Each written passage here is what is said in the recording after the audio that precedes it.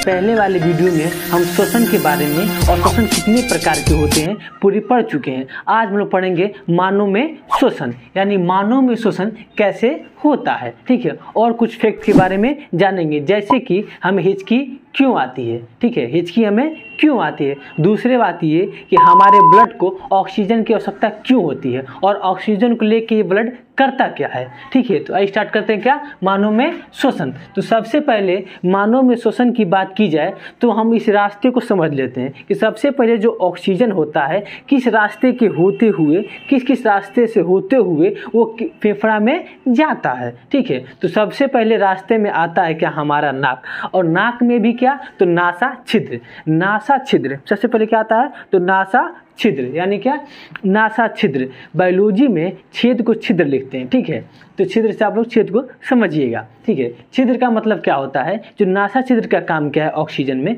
जैसे ही ऑक्सीजन यानी नासा छिद्र में जाता है तो इसमें छोटे छोटे बाल की संरचना पाई जाती है। जैसे ही ऑक्सीजन जाता है तो ऑक्सीजन के साथ साथ धूल कण भी जाने लगते हैं। तो जैसे ही धूल कण आते हैं तो उसको रोकने का जो कार्य करता है, ये जो छोटे छोटे बाल होते हैं ये उसको रोकने का कार्य करते हैं। उसके बाद ऑक्सीजन नासिका कपाट में चला जाता है। तो जो ऑक्सीजन के साथ जो धूल कण आ रहे थे, जो ये छोटे छोटे बाल जो उसको नहीं रोक पाए थे, उसको रोकने का कारण फिर नासिका कपाट में चिपचिपा पदार्थ पाया जाता है, जिसे हम म्यूकस बोलते हैं। ठीक है, म्यूकस नामक चिपचिपा पदार्थ पाया जाता है। जैसे चिपचिपा पदार्थ रहेगा, कोई भी धूल कण आएगा तो उसमें चिपक जाएगा। इसीलिए आप लोग देखे होंगे कि जैसे ही 7-8 दिन होता है तो आप ऐसे करते होंगे तो कुछ चिपचिपा चिपकता है और कुछ निकलता भी है, जिसे हम नकटी बोलते हैं। ठीक है, बहुत सारे लोग तो इसे इसका टेस्ट भी करते हैं।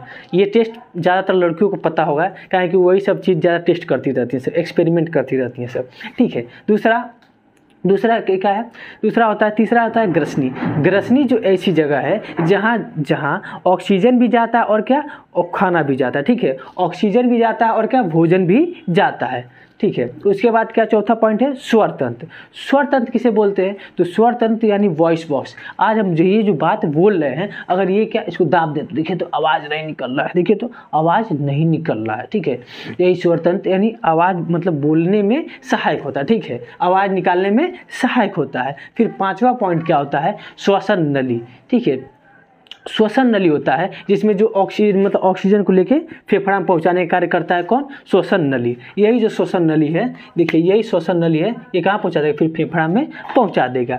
इस श्वसन नली को एक हाइलम नामक हड्डी होती है जो कार्टिलेज की बनी होती है, वो इसकी जो संरचना होती है वो टाइप सी की तरह होती है। जैसे मान लीजिए ये हो गया श्वसन वाली पाइप, इसको पकड़ के कौन रखता है, तो हाइलम नामक हड्डी इसको पकड़ के रखता है। इसीलिए पकड़ के रखता है कि जब देखिए जब इसमें ऑक्सीजन रहेगा, जब इसमें हवा भरा रहेगा तो ये जो पाइप है श्वसन नली वाली तो फुली रहेगी, और जब इसमें ऑक्सीजन नहीं रहेगा तो ये तो पिचक जाएगा। तो पिचकने से बचाने के लिए हाइलक नामक हड्डी इसको पकड़ के रखता है। ठीक है, उसके बाद जो ऑक्सीजन है, ऑक्सीजन फिर कहाँ है, फेफड़े में एंट्री फेफड़े के अंदर चला जाता है। तो जैसे ही फेफड़ा के अंदर आता है जिसमें देखिए 2 पाइपों में बढ़ जाता है। ठीक है, यानी फेफड़े की संख्या कितनी होती है, 2 होती है। तो 2 पाइपों में जब बढ़ जाता है, फिर इस पाइप का नाम क्या हुआ, तो ब्रोंकाई। क्या बोलते हैं इसको, ब्रोंकाई बोलते हैं। ये जो 2 पाइप होगी इसको ब्रोंकाई बोलते हैं। फिर ऑक्सीजन ब्रोंकाई में चला आता है। उसके बाद फिर ऑक्सीजन किस में चला आता है, तो इसमें छोटे छोटे पार्ट में बढ़ जाता है, जिसको ब्रोंक्यूलेस बोलते हैं। क्या बोलते हैं, तो ब्रोंक्यूलेस बोलते हैं।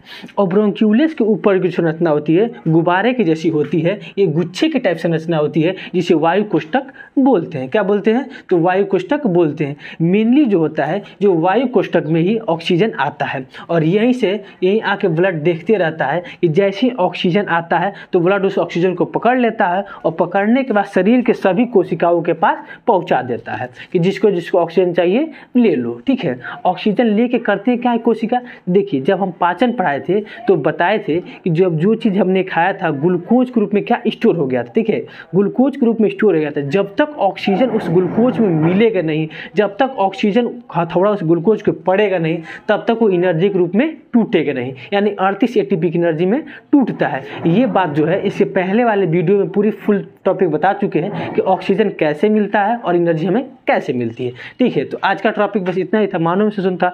ठीक है, इससे पहले वाले शोषण के बारे में पूरा कंसेप्ट क्लियर था। आज बस इतना ही सीखेंगे कि जो ब्लड है देखते रहता है, और देखिए ब्लड ही नहीं देखता है, जो ब्लड होता है ब्लड के अंदर पाया जाता है हेमोग्लोबिन, और हेमोग्लोबिन के अंदर पाया जाता है Fe का मतलब होता है आयरन। देखिए बाहरी अगर बात की जाए कि आप अगर अपने घर में चाहे कहीं भी लोहा को देखे होंगे तो लोहा जो होता है वो ऑक्सीजन को पकड़ने का कार्य करता है, और जैसे ऑक्सीजन को पकड़ेगा लोहा तो उसमें जंग लग जाता है। क्या लग जाता है? जंग लग जाता है। ये तो बाहरी इफेक्ट वाली बात होगी। उसी प्रकार हमारे जो ब्लड के अंदर क्या हेमोग्लोबिन पाया जाता है, और हेमोग्लोबिन के अंदर क्या आयरन पाया जाता है। तो लोहा का स्वभाव है ऑक्सीजन को पकड़ना, तो जैसे ही ब्लड आके रुका रहता है उसमें क्या आयरन रहते हैं, आयरन व किस में, फेफड़ा में से उसको पकड़ लेता है। अच्छा, दूसरी बात ये कि ब्लड फेफड़ा में जाते क्यों है भाई? तो ठीक है, जब हार्ट पढ़ाए होंगे आपको तो हार्ट में बताए थे कि ब्लड को शुद्ध करने के लिए उसमें ऑक्सीजन मिलाना पड़ता है। क्या ऑक्सीजन मिलाना पड़ता है? तो इसीलिए ब्लड उसमें जाके वेट करते रहते हैं सब। जैसे उसमें ऑक्सीजन आता है ब्लड का उसको पकड़ लेते हैं, और पकड़ के फिर किसको, कोशिका तक पहुंचाते हैं। और जैसे ही कोशिका में आता है तो कोशिका के अंदर दो पार्ट होते हैं। ठीक है, कोशिका द्रव और दूसरा माइटोकॉन्ड्रिया। ठीक है, इसकी चर्चा हम पहले वीडियो में कर चुके हैं, तो इसमें बस यही समझेंगे तो माइटोकॉन्ड्रिया ले लेता है, उसमें क्रेब्स चक्र चलते रहता है। ठीक है, उस प्रकार एनर्जी मतलब बनते रहता है। ठीक है, आइए फिर आगे, फिर ब्लड के बारे में तो समझ ही लिया आप लोग। ब्लड के अंदर हेमोग्लोबिन पाया जाता है, हेमोग्लोबिन के अंदर आयरन पाया जाता है, आयरन ऑक्सीजन को पकड़ने कार्य करता है, और ऑक्सीजन को पकड़ के इसे कोशिका तक पहुंचा देता है। इतना कॉन्सेप्ट क्लियर? ठीक है, अगला जो है ये कोशिका में पहुंचा देता है। ठीक है, अगला जो टॉपिक है डायफ्राम। डायफ्राम का क्या काम है? देखिए डायफ्राम का काम है, देखिए जब फेफड़ा तो ऑक्सीजन में जो फेफड़ा जो है सांस को अंदर ले लेता है। ठीक है, लेकिन उसके पास इतनी शक्ति नहीं होती है कि फिर सांस को बाहर छोड़ पाए। तो उसमें जो मदद करता है 70 से 75% डायफ्राम मदद करता है। क्या करता है? डायफ्राम मदद करता है। जैसे ही सांस अंदर आया तो सांस फेफड़ा लेके वेट करता रहता है, और जैसे ही डायफ्राम उसको जब भी डायफ्राम ढकेलेगा तभी सांस को बाहर छोड़ेगा। ठीक है, कौन? तो फेफड़ा। ठीक है, जैसे ही ऑक्सीजन अंदर आया, ठीक है, और अगर रुका रहता है, जब तक डायफ्राम उसको ढकेलेगा नहीं तब तक वो बाहर निकलेगा नहीं। यानी 70% योगदान होती है डायफ्राम की। इसीलिए देखिए दूसरा बात ये कि जब महिला गर्भवती होती है तो यानी पेट में जगह तो होता नहीं है, तो डायफ्राम काम नहीं करता है। तो उस समय जो महिलाओं में जो पसली वाली हड्डी होती है वो काम करती है डायफ्राम का। ठीक है, अब प्रश्न पूछे कि गर्भवती महिलाओं में डायफ्राम की जगह कौन काम करता है, जो सांस को बाहर छोड़ने में या निःशोषण भी बोल सकता है? तो आप लोग क्या मालूम ऑप्शन ट्रिक करेंगे?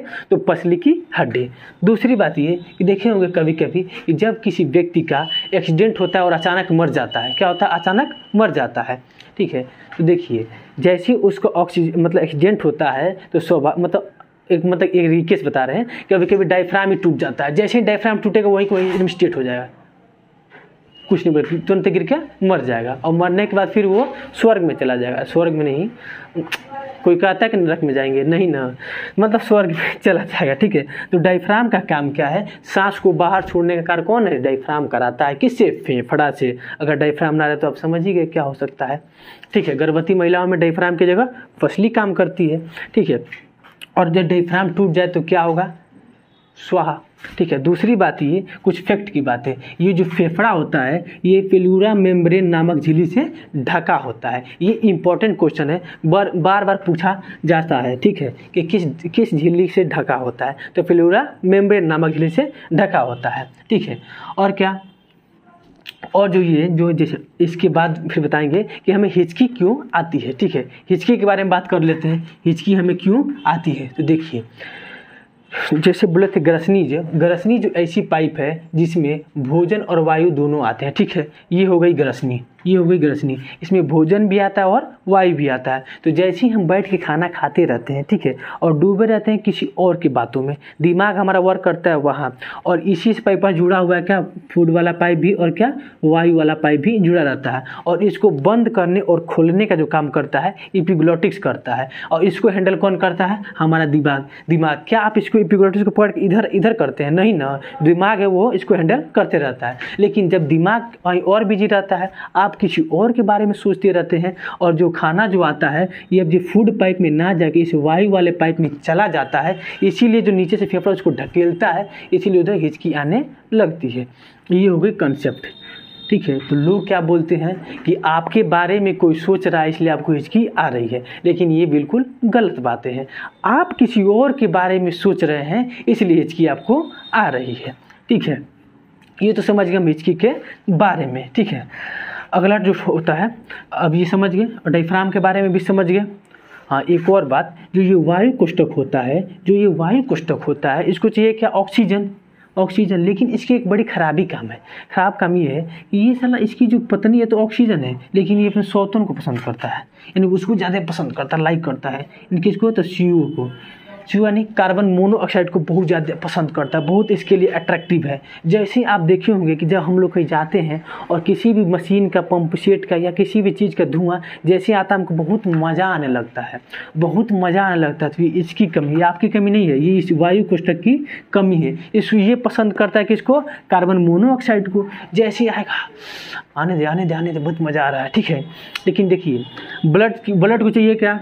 O2 यानी ऑक्सीजन चाहिए, लेकिन लेने क्या लगता है? Carbon monoxide. तब तक ये बोलता है ऑक्सीजन, तुम अगर मुझको ना चाहो तो कोई बात नहीं, किसी और को चाहोगी तो मुश्किल होगा।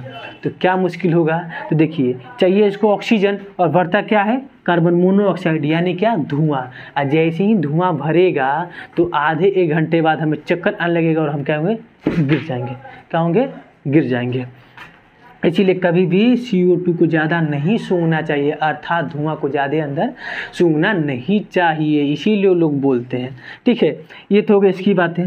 दूसरा बात ये कि हम 1 मिनट में कितने बार सांस लेते हैं?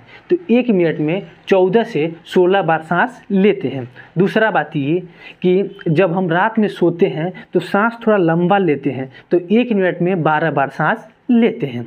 1 मिनट में 12 बार सांस लेते हैं। और दूसरी बात ये कि हम एक बार में कितना ml सांस लेते हैं, एक बार में कितना ml सांस लेते हैं? तो 500 ml सांस लेते हैं, ठीक है। देखिए, मतलब एक बार में जो सांस लेते हैं फेफड़ा, वो 500 ml लेता है। इस डिब्बे में जितना ऑक्सीजन भरेगा उतना हम एक बार में सांस ले सकते हैं, ठीक है। अगर कुल पूछे, कुल फेफड़े की वो पूछे कि एक बार में टोटल कितना ले सकते हैं, इसकी जो आकार कितना ले सकते हैं, तो यानी 6 लीटर एक बार में ले सकते हैं। ये 1 ही नंबर क्वेश्चन में पूछ लेते हैं, ठीक है। आशा कर